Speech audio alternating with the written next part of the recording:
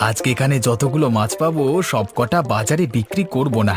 একটা বাবুর জন্য নিয়ে যাব, আর একটা আমার ঘরের জন্য নিয়ে যাব। তারপর বাকি যে কটা মাছ আছে সেগুলো বিক্রি করে অনেক টাকা কামাতে হবে। আজকে ভাবছি অনেক মাছ ধরে শুধু আমাদের গ্রামের হাটে না, বাইরের হাটেও বিক্রি করব। তারপর যে টাকা হবে তার কয়েক শতাংশ আমি রেখে দিয়ে বাকিটা বাবুর হাতে তুলে দেব। বাবু জানতেই পারবে না। এরকম করে না চললে আমি জীবনেও বড় লোক হতে পারবো না। আরে ওটা রাখাল না? বেটার ছেলে আজকেও এখানে মাছ ধরতে এসেছে। ওই মুখ পড়া গোপাল আজকেও এখানে মাছ ধরতে এসেছে দেখছি। সকাল সকাল বেটার মুখ দেখলে আমার দিন খারাপ যায়। আর বলি, ও গোপাল, মাছ ধরবার আর কি জায়গা পাওনি নাকি? আমি যেখানে যাব সেখানেই পিছু পিছু চলে আসতে হবে। কেন, এই নদীটা কি কেউ কিনে রেখেছে নাকি, যে তুমি যা বলবে আমাকে তাই মেনে নিতে হবে আর আমি তোমার পেছু পেছু আসতে যাব কেন? তুমি বরং আমাকে অনুসরণ করে এখানে এসেছো। মুখ সামলে কথা বল গোপাল। তোর মতো বেয়াদব লোক আমার অনেক দেখা আছে। বেশি বড় বড় কথা বললে নৌকার দাঁড় দিয়ে মাথা ফাটিয়ে এই নদীর জলে ফেলে রেখে দেব।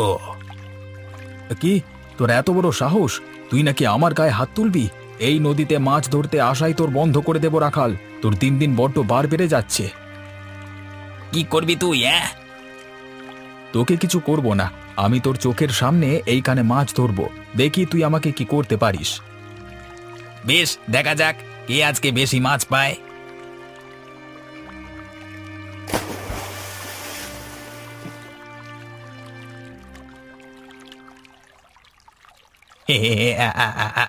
পাবে না পাবে না, মাছ ধরবার জন্য হাত চাই কিনা, যে সে তো আর ইলিশ মাছ ধরতে পারবে না। মুখে বড় বড় কথা বললে হয় না, কাজে করেও দেখাতে হয়। ঠিক আছে, আমিও দেখে নেব। আজকে মাছ পাইনি তো কি হয়েছে, আমার একদিন সময় ঠিক আসবে। ওই আশাতেই থাকো। তোমার সময় কবে আসে আমি দেখব।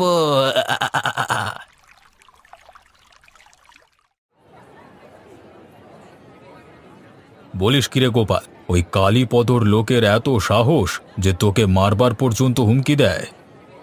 তাহলে আর বলছি কি বাবু, ওর জ্বালাতেই তো আজকে নদীতে ভালো করে ইলিশ মাছ ধরতে পারলাম না।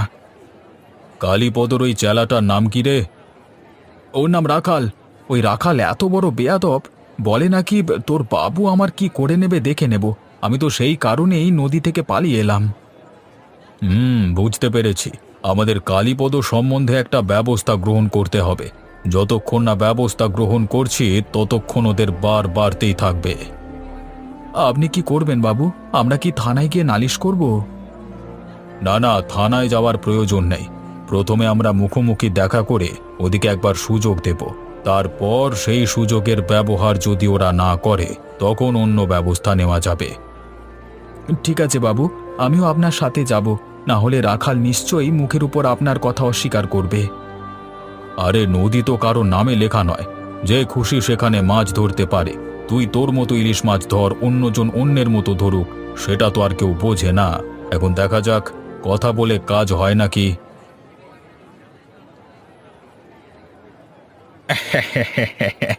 একদম ঠিক কাজ করেছিস রাখাল। ওদেরকে এইভাবেই দাবরানি একবার না দিলে ওরা সোজা হচ্ছিল না। বেটারা আমাকে টেক্কা দিয়ে ইলিশের ব্যবসা করবে, হ্যাঁ? সেটা আমি কিছুতে হতে দেব না। হ্যাঁ, ওদের ব্যবসা আমি চিরতরে তুলে দেওয়ার ব্যবস্থা করব। আজকে ভাগ্য করে আমার জালে গোপালের থেকে অনেক বেশি মাছ উঠে গেছে, তাই জন্য ওকে কথা শোনাবার আরো সুযোগ পেয়ে গেলাম।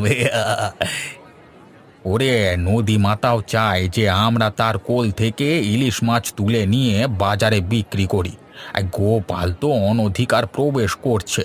তা তুই আর কি বলেছিস? আর কিছু বলিনি। এরপরেই গোপাল সেখান থেকে পালিয়ে এলো। আচ্ছা, তবে তুই মাছগুলোকে বাজারে বিক্রি করবার ব্যবস্থা কর, না হলে অনেকটা দেরি হয়ে যাবে। সকাল থাকতে ইলিশ মাছগুলো বিক্রি করে দিলে তাজা ইলিশ মাছের দোকান, একটু বেশি টাকা মুনাফা কামানো যাবে। হ্যাঁ বাবু, এই আমি যাচ্ছি। আর হ্যাঁ শোন, একটা মাছের দাম প্রয়োজনের তুলনায় একটু বেশি দামে বিক্রি করবি, কথার অন্যথা যেন না হয়। হ্যাঁ বাবু, সে আর বলতে। এক একটা ইলিশ মাছ প্রায় দ্বিগুণ দামে বিক্রি করবো, আপনি দেখুন না। মাছ লাগবে? মাছ, তাজা তাজা ইলিশ মাছ, মাত্র নদী থেকে ধরে আনা খাঁটি ইলিশ মাছ। একবার ভেজে খেয়ে দেখুন, মুখের স্বাদ একেবারে বদলে যাবে। মাছ লাগবে? মাছ নিয়ে যান, তাড়াতাড়ি মাছ নিয়ে যান। আরে ও মাছওয়ালা, আরে এদিকে একবার শুনে যাও বাপু।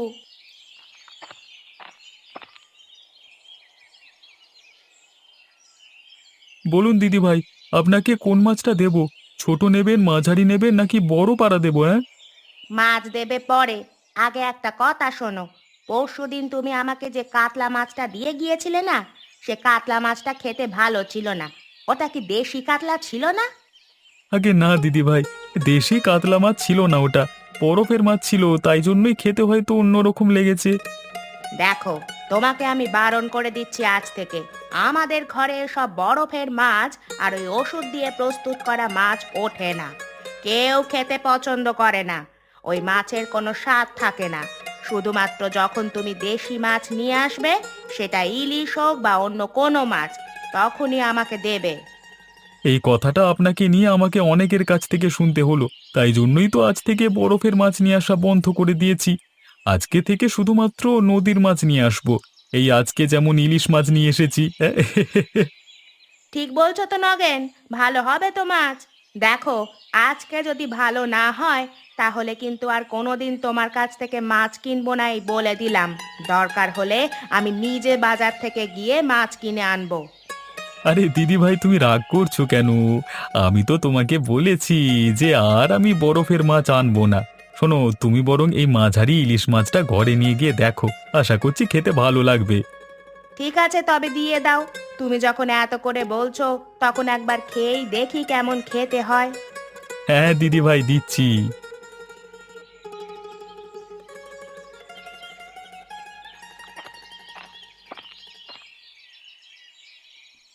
গিন্নি, কোথায় গেলে গো? আমি চলে এসেছি। আরে কি ব্যাপার, আজকে এত বেলা থাকতেই তুমি চলে এলে? নদীতে আজকে মাছ ধরতে যাওনি নাকি? ঘরের ভেতরে চলো, আমাকে এক গ্লাস জল দেবে, তারপর সবটা বলছি।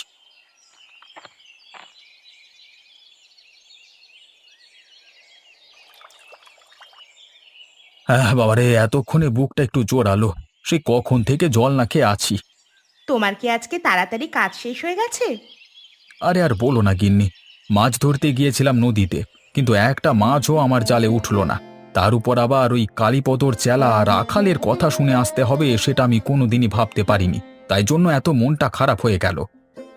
আজকেও কি ঝগড়া করেছো নাকি? আমি না তোমাকে বারণ করেছিলাম ঝগড়া করতে? তোমার কি মনে হয় তোমার কথার অবাধ্য আমি হব? আমি কোনোদিনই ওর সাথে ঝগড়া করিনি। রাখাল আমাকে অনেক উল্টোপাল্টা কথা বলেছে আজকে, কিন্তু আমি তার কোনো কথার উত্তর দিইনি। ভাবলাম বেশি বেশি মাছ ধরে ওকে দেখিয়ে দেব, কিন্তু সেটাও আজকে ভাগ্যে জুটল না। সেই কারণেই মনটা একটু খারাপ। আজকে তোমার জালে মাছ ওঠেনি তো কি হয়েছে? অন্য কোনো দিন নিশ্চয়ই উঠবে। সে নিয়ে তুমি চিন্তা করো না। তবে ওই রাখালের সাথে বেশি কথা কাটাকাটি করো না। তাহলে দেখবে তোমার নিজের কাজে অনেক ক্ষতি হয়ে যাবে। সেটাই তো হচ্ছে গিন্নি, কিন্তু কতদিন আর চুপ করে থাকা যায় বলো তো? যতদিন না ওরা বিপদে পড়ে তোমার কাছে কোনো রকম সাহায্য চাইছে, ততদিন তোমাদের চুপ করে থাকতে হবে। কালকে আমি আর অবিনাশবাবু এই বিষয়ে কথা বলতে কালীপদবাবুর কাছে একবার যাব। তাকে গিয়ে এই বিষয়গুলো জানিয়ে আসব। দেখি তিনি কিছু ব্যবস্থা নেন কিনা।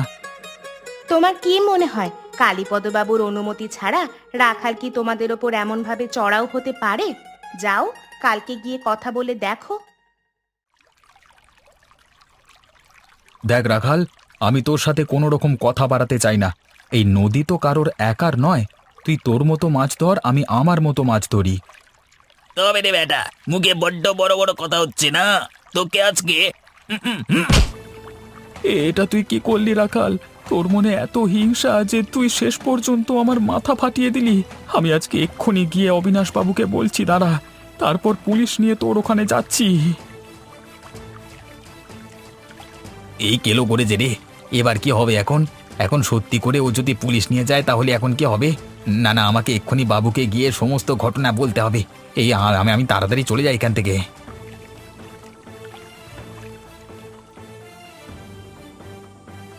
কি গোপাল, কি হয়েছে তোর? এমন করে মাথা ফাটলো কি করে?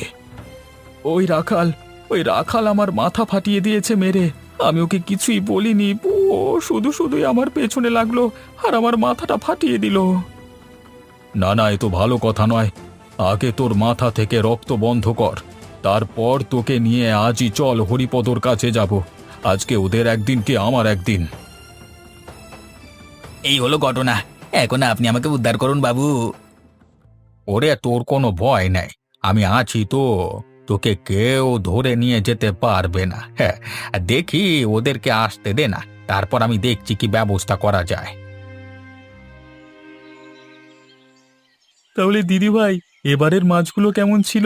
খেয়ে আরাম পেয়েছেন তো? স্বাদ ভালো ছিল তো? এবারের ইলিশ মাছটা নিয়ে আমার কোনো অভিযোগ নেই। সত্যি, এত সুস্বাদু ইলিশ মাছ আমি আগে কোনোদিন খাইনি। আচ্ছা, একটা কথা বলো তো নগেন, এই মাছগুলো তুমি কোথা থেকে জোগাড় করলে? তুমি কি প্রতিদিন নদীতে গিয়ে মাছ ধরে আনো? না না দিদি ভাই, আমি মাছ ধরে আনতে যাব কেন? অবিনাশবাবুর আড়ত আছে, সেখান থেকেই এই ভালো মাছগুলো কিনে এনে আমি আপনাদের কাছে বিক্রি করি।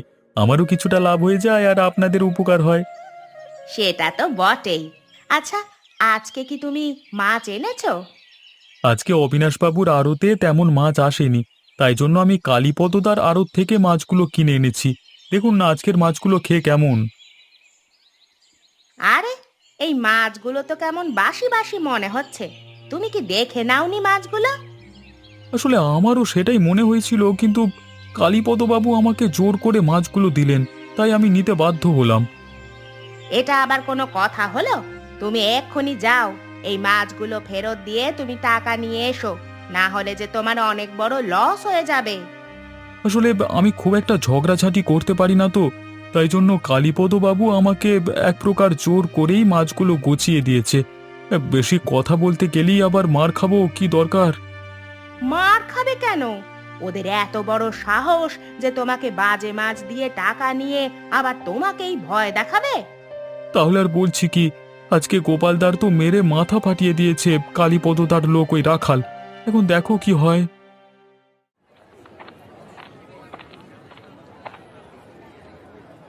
এটা কি হয়েছে কালীপদ? ওই কি হয়েছে?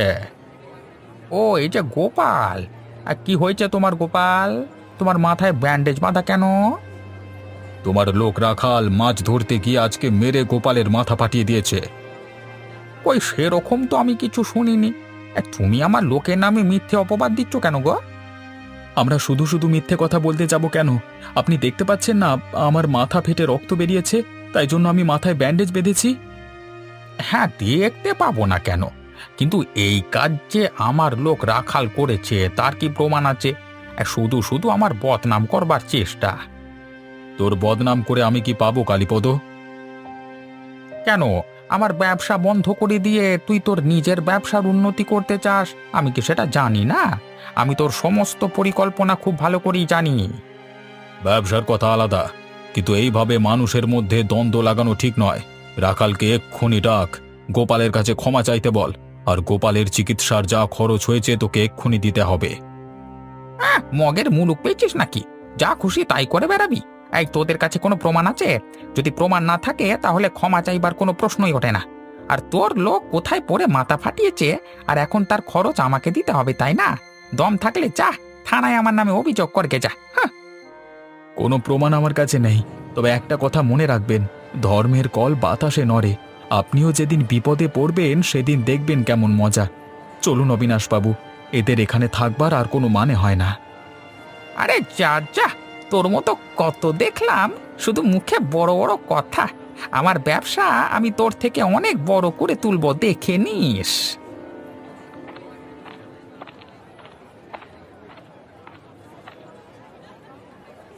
কালীপদদা, একটা কথা ছিল তোমার সাথে। যা বলবি তাড়াতাড়ি বলে এখান থেকে চলে যা, আমার মাথাটা আজকে এমনিতেই গরম আছে। দাদা, আজকে সকালে যে মাছগুলো নিয়ে গেলাম তার সবকটাই পচা বেরিয়েছে। কেউ একটা মাছও কিনতে চায়নি। শেষকালে আমাকে সব মাছ জলে ফেলে দিতে হলো। আমার তো সারাদিন আজকে লস গেল দাদা। তাতে আমি কি করব? তুই মাছ নেবার সময় দেখে নিসনি কেন? বেলা করে মাছ নিলে তো এমন পচাই হয়ে যাবে। আমি তো মাছ কিনতে চাইনি দাদা, প্রথমেই তো বারণ করেছিলাম। আপনি তো বললেন যে আমি নাকি মাছের বিশেষ কিছু বুঝি না, সেই কারণেই তো আমি। মিথ্যে কথা একদম বলবি না নগেন। আজকে সারা দিনটা দেখছি আমার এখানে মিথ্যেবাদী লোকের আনাগোনা বেরিয়েই চলেছে। হ্যাঁ, আমাকে মিথ্যেবাদী বলবেন না দাদা, আমি তো আপনাকে টাকা দিয়ে মাছগুলো কিনে নিয়ে গেলাম। আজকে সকালের ঘটনা আপনি অস্বীকার করছেন কেন? এই মুখে মুখে তর্ক করবি না বলে দিলাম। তোর মতো বদমাইশ লোককে মাছ দেওয়ার চেয়ে না দেওয়া অনেক ভালো ছিল। বেরো বেরো, এখান থেকে বেরিয়ে যা, দূর হ। আমি এতদিন অবিনাশবাবুর কাছ থেকে মাছ নিচ্ছিলাম, কোনোদিন অবিনাশবাবু আমার সাথে এমন খারাপ ব্যবহার করেননি, আর খারাপ মাছ তো কোনোদিন আমাকে দেননি। তাহলে তোর অবিনাশ বাবুর কাছ থেকেই মাছ নিতে পারতিস তো। আজকে আমার কাছে শুধু শুধু এলি কি জন্য? হ্যাঁ, আপনার লোক রাখাল তো অবিনাশবাবুর লোকের মাথা পাঠিয়ে দিয়েছে মেরে, তাই জন্যই তো তারা আজকে মাছ ধরতে পারেনি। আর একটা কথা তোর মুখ থেকে শুনতে চাই না। বেরো, এখান থেকে বেরিয়ে যা। বেটা শয়তানের দল, এ সবাই মিলে আমার ব্যবসাটাকে বন্ধ করবার ধান্দা করছিস না? কি ভেবেছিস আমি কিছু বুঝি না? তুমি যদি লোকের প্রতি সন্দেহটা বন্ধ করে ভালো মাছ বেচতে পারো, তাহলে তোমার ব্যবসা এমনি উন্নতি করবে। সেদিনও তো আমাকে বরফের মাছগুলো। চুপ, বেরো এখান থেকে।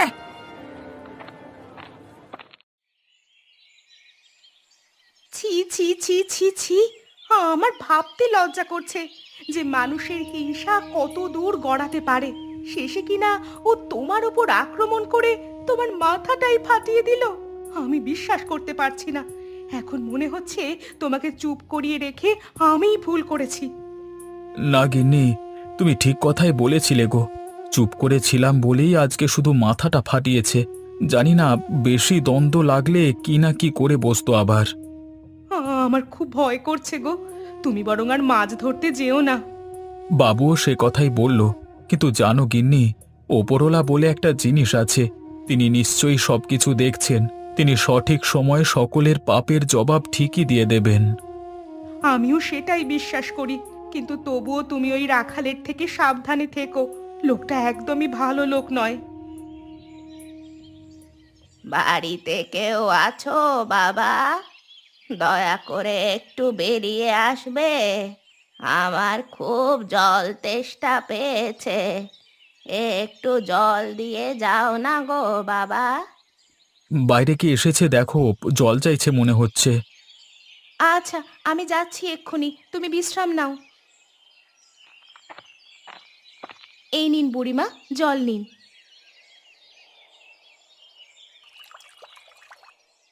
বাঁচালি মা, তা তোর মনটা একটু খারাপ বলে মনে হচ্ছে। কি হয়েছে?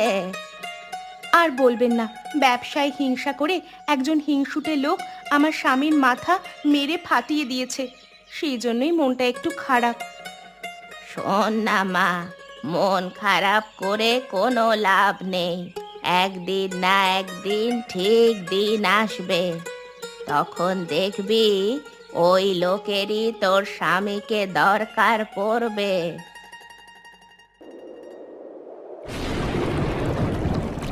এই রে, এই যে প্রচন্ড ঝড় উঠলো, আজকে এই মাঝ নদীতে না এলে ভালো হতো। তো তেরিকা, কি করতে যে শুধু শুধু আসতে গেলাম। এত ঝড় দিচ্ছে, মনে হচ্ছে তো নৌকাটা উল্টে দেবে। এখন যদি কেউ আমার পাশাপাশি একজন থাকতো তাহলে খুব ভালো হতো। এই যা, আরে আরে বাঁচাও বাঁচাও, কি কোথায় আছো? বাঁচাও, আমি যে ডুবে যাব না হলে, দয়া করে আমাকে বাঁচাও। এ কি শুনলাম কালীপদ, তোমার মাছুরে রাখাল নাকি কালকে দুর্যোগের কবলে পড়ে নদীর জলের সাথে ভেসে গেছে? আপনি ঠিকই শুনেছেন। এরকম যে হয়ে যাবে আমি কিছুতেই ভাবতে পারিনি। আমি কালকে জোর করে ওকে পাঠিয়েছিলাম নদীতে মাছ ধরতে। এটা তুমি ঠিক কাজ করনি কালীপদ, ছেলেটা অকালে প্রাণ হারালো। গোপাল, তুমি তো ওকে বাঁচাতে পারতে। গোপাল কি করে বাঁচাবে? গোপাল কি মাঝ নদীতে মাছ ধরতে যায় নাকি? রাখাল যবে গোপালের মাথা ফাটিয়ে দিল, তারপর থেকে আমি ওকে যেতে দিই না। গোপাল থাকলে নিশ্চয়ই ওকে বাঁচিয়ে নিত। সবকিছুই আমার ভুলই হয়েছে। 2 গ্রামের ইলিশের ভাগে আমি বেশি ভাগ নেওয়ার চক্করে অন্য ব্যবসায়ীদের হটাতে চেয়েছিলাম, আর আজকে তারই ফল ভোগ করছি। এখন আমার ব্যবসার যে কি হবে কে জানে। কি করবেন বলুন? হয়তো এটাই আপনার ভাগ্যে ছিল। সেদিন যদি আপনি আমাদের মধ্যে ঝামেলাটা ঠিক করে দিতেন তাহলে আজকে হয়তো এরকম দিন দেখতে হতো না। আমি প্রাণ দিয়ে হলেও ওই বিপদের দুর্যোগের হাত থেকে রাখালকে বাঁচিয়ে নিয়ে আসতাম। আমি কি ঠিক শুনলাম? রাখাল নাকি নগেন, আজ থেকে আমার ব্যবসা বন্ধ হয়ে গেল।